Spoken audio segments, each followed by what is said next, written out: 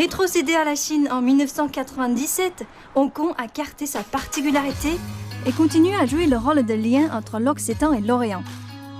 Situé dans le sud-est du pays, baigné par la mer de Chine méridionale, Hong Kong est formé d'une péninsule montagneuse et de plus de 200 îles. Elle avoisine la province du Guangdong. La culture culinaire de Hong Kong est influencée par les cuisines orientales et occidentales. Des plats cantonais traditionnels aux maisons de thé de style britannique, des stands de nourriture de rue aux restaurants haut de gamme, la ville a toujours quelque chose à offrir à tous. Inclusive, diverse, la cuisine hongkongaise est appréciée aussi bien en Chine qu'à travers le monde. Beijing, grande métropole internationale à environ 2100 km de Hong Kong, est aussi un creuset qui inclut dans ses habitudes alimentaires diverses cultures culinaires. La cuisine hongkongaise y a sa place. Ce restaurant hongkongais se situe dans un centre commercial de la capitale. Ici, les employés du bureau remplissent les restaurants aux alentours. Très occupés, ils ont peu de temps pour manger. Ils aiment particulièrement un établissement qui sert rapidement de la cuisine hongkongaise saine. À midi, les gens investissent les lieux pour commander un menu fixe. Quelques-uns demandent une bonne table pour se régaler.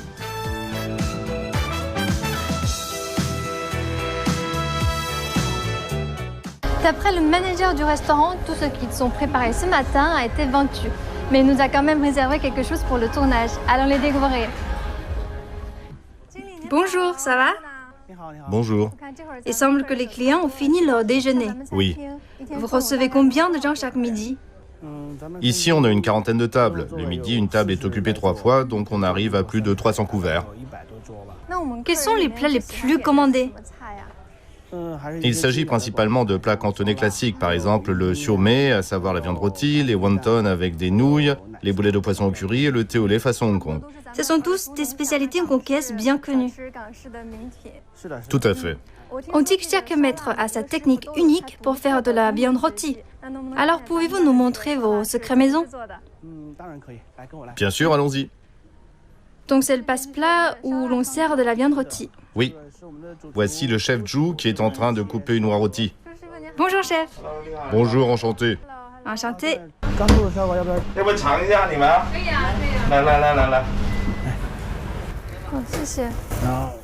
Vous pouvez en manger avec de la sauce aux prunes. Je vais goûter ta part sans sauce. C'est bon.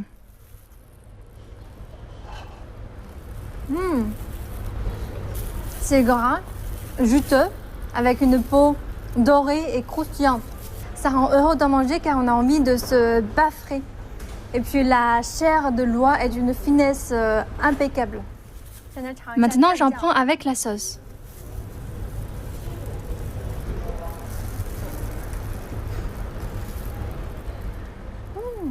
C'est aigre doux. Oui. Ça donne l'appétit. C'est un accompagnement classique pour l'oie et le canard rôti, ça donne un goût rafraîchissant. La sauce aigre douce met en valeur l'oie rôtie. Elle masque complètement l'odeur du sang et grâce à elle, c'est moins gras en bouche.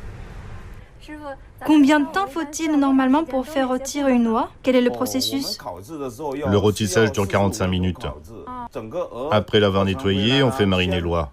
Puis on ajoute un peu de sel, de la poudre d'anis étoilée, des champignons, du gingembre et du poireau, ainsi qu'un peu de sauce hoisin pour enrichir la saveur. Et puis après, on mouille l'oie d'un mélange de vinaigre rouge et d'autres assaisonnements. Ce mélange joue un rôle très important parce qu'il rendra la peau de l'oie plus rosée et croustillante. De plus, et dans le même but, l'oie doit ensuite être séchée pendant 5 à 6 heures avant la cuisson.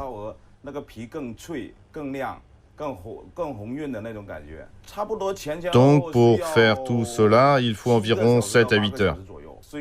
Il faut bien maîtriser la chaleur et chaque étape importe.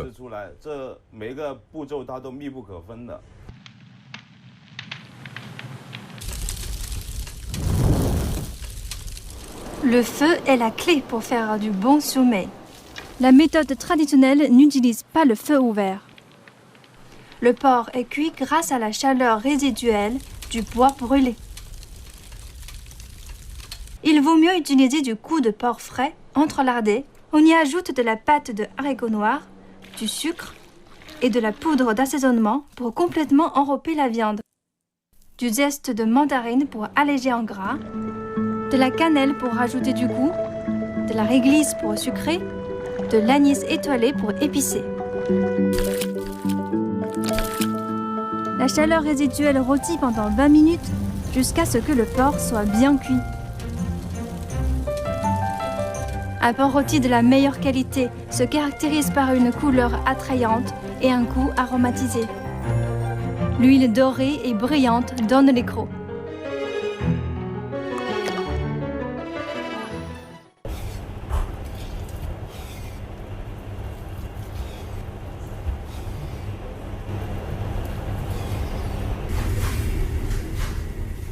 Essayez notre porc char-siu. Ok, merci. Waouh, regarde-moi cette couleur caramélisée et scintillante.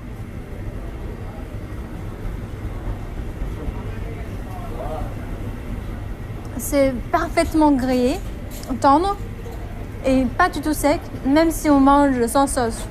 C'est super bon. Pour moi, le porc char-siu est le quintessence de la cuisine de Hong Kong.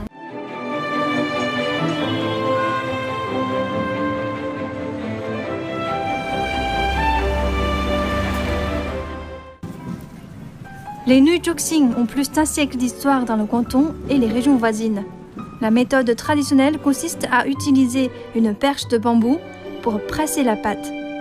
Le maître est assis sur l'une des extrémités et se déplace tout en pressant à plusieurs reprises jusqu'à ce qu'elle atteigne une certaine finesse. Ensuite, il coupe pour faire les nouilles. La farine et les œufs de canne sont utilisés sans ajout d'eau. Les nouilles ont ainsi plus de mâche. Ce plat est déterminé par 3 éléments, les nouilles, les wontons et la soupe. Cette dernière est à base de filets, de crevettes séchées et d'os de porc. Je vous en prie, goûtez. Ça a l'air super bon. Je vais commencer par les nouilles.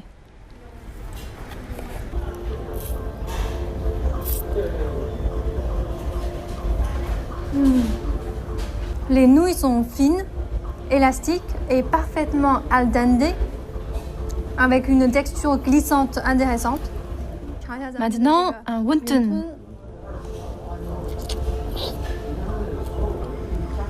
Chacun est farci d'une crevette entière. La garniture est particulièrement savoureuse. Qu'avez-vous utilisé pour la préparer? La farce est généralement composée de porc et de crevettes. J'ajoute également de la poudre de flets et du poivre. Donc ça ressemble en gros au wonton du Nord. Mais l'enveloppe est plus fine.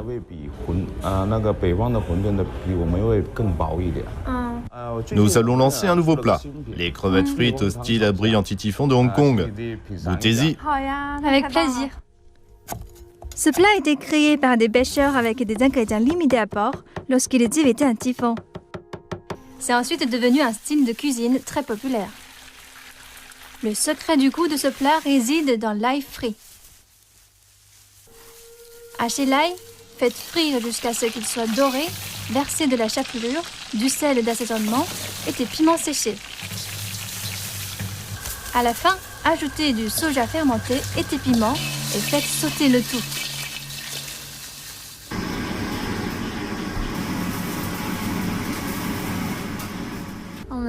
Je goûte. Ça sent super bon. L'auteur est irrésistible. Faut-il le décortiquer? Non, pas besoin. Comme les crevettes sont frites, leur carapace croque sous la dent. J'ai hâte d'y goûter.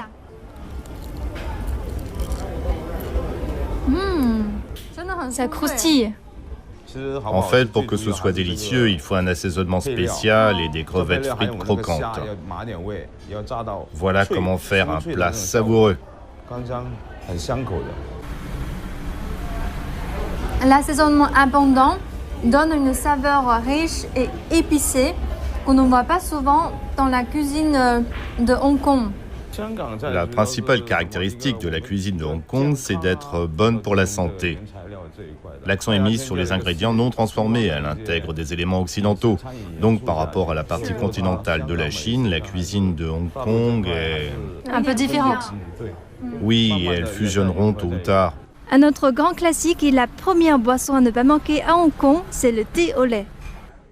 Il faut 3 catégories de thé noir établies en fonction de la taille des feuilles, grandes, moyennes et petites. Le thé aux grandes feuilles est à l'origine de l'arôme. Sans lui, la boisson ne serait pas parfumée. La deuxième catégorie combine les saveurs des 2 autres. Le thé fin fait ressortir la couleur. Je dois filtrer le thé 4 fois. Il faut le faire en versant de haut. C'est ainsi que les feuilles sont bien infusées.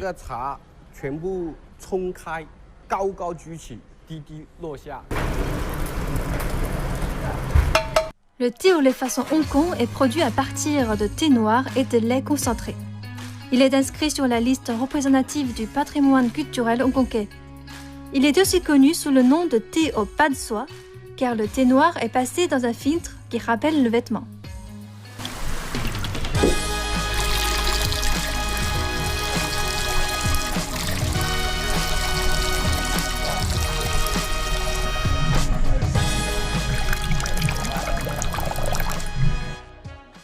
Allez, je goûte.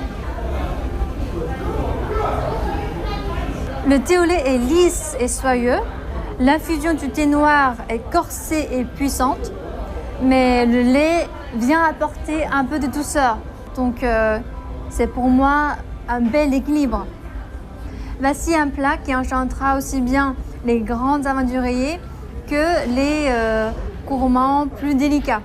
Elles sont cuites dans une sauce curée, jaune et épicée. C'est un plat représentatif de la cuisine de rue de Hong Kong. Allez, je goûte. Waouh. Les boulettes sont généreusement râpées d'une sauce succulente, pleine de saveurs, épicée et parfumée. Les boulettes asiatiques diffèrent au niveau de la texture par rapport aux versions européennes. Au lieu d'être mixée, la chair du poisson est hachée finement, ce qui donne une texture plus douce. Ensuite, la brioche ananas. C'est comme la version locale des croissants, parce qu'elle est omniprésente dans les restaurants, les boulangeries, comme cadeau du matin ou à tout moment. Malgré son nom, la brioche ananas ne contient pas ce fruit. Elle est nommée ainsi car le damier sur le dessus est fait pour rappeler l'ananas. Allez, je goûte.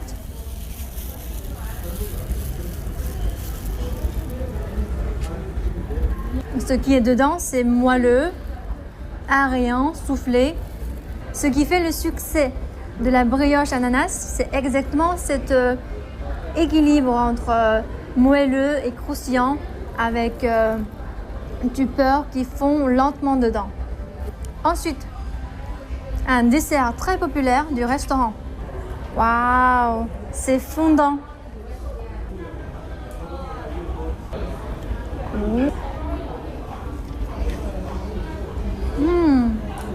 Les croûtes de banh mi sont grillées et croustillantes. Et puis la partie dedans est moelleuse, imprégnée du lait. C'est un peu comme du pain perdu français, mais avec beaucoup de lait au milieu et un goût prononcé de chocolat. C'est super bon comme dessert.